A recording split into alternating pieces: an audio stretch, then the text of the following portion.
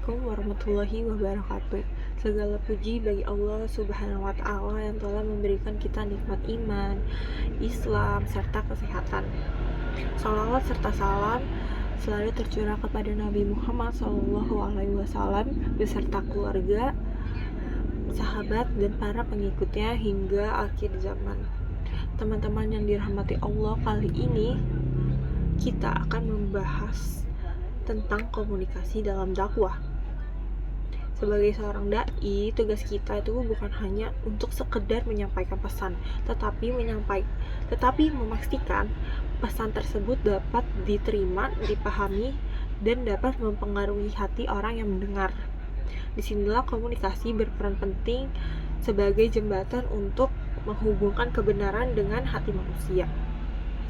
Komunikasi dalam dakwah bukan hanya sekedar berbicara, tetapi juga merupakan seni menyampaikan pesan Islam dengan hikmah, nasihat yang baik, dan argumen yang bijaksana. Allah Subhanahu wa Ta'ala berfirman dalam Al-Quran surat An-Nahl ayat 125, yaitu serulah kepada jalan Tuhanmu dengan hikmah dan pelajaran yang baik, dan bantalah mereka dengan cara yang baik.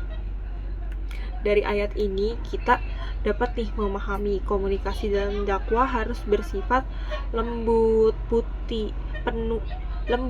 penuh hikmah, dan jauh dari kesan memaksa. Rasulullah SAW adalah teladan utama dalam komunikasi dakwah. Beliau ini selalu memahami siapa yang diajak berbicara dan menyesuaikan cara penyampaiannya. Ketika berbicara kepada seseorang pemuda, beliau akan menggunakan bahasa yang sederhana dan penuh semangat. Namun ketika beliau berbicara dengan orang yang lebih tua atau tokoh masyarakat, beliau akan memilih kata-kata yang menunjukkan rasa hormat. Rasulullah juga selalu memancarkan empati dalam setiap perkataannya. Ketulusan hati beliau membuat orang merasa didengar dan dihargai, sehingga pesan yang disampaikan mudah diterima. Nah, dalam dakwah nih, penting bagi kita untuk berbicara dengan hati. Ketulusan adalah kunci menjangkau hati audiens. Selain itu, bahasa yang digunakan juga haruslah mudah dipahami, sesuai dengan tingkat pendidikan dan budaya mereka. Dakwah ini dapat menggunakan kisah atau contoh yang nyata. Nah, kisah atau contoh nyata ini lebih efektif daripada menyampaikan teori.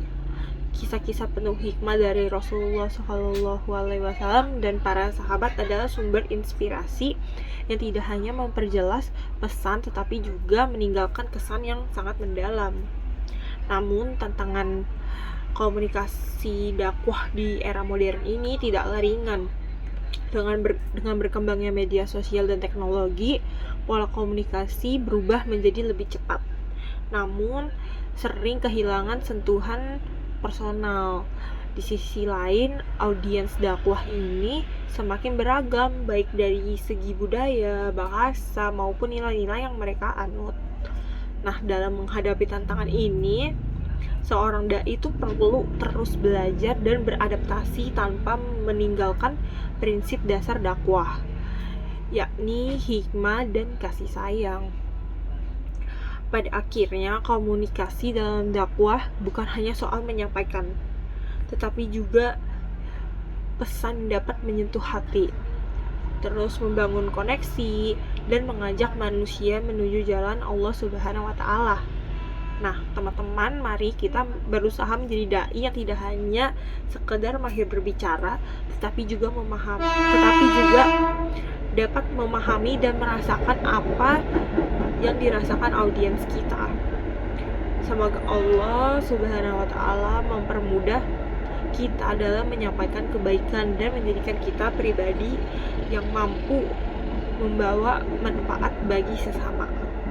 Assalamualaikum warahmatullahi wabarakatuh.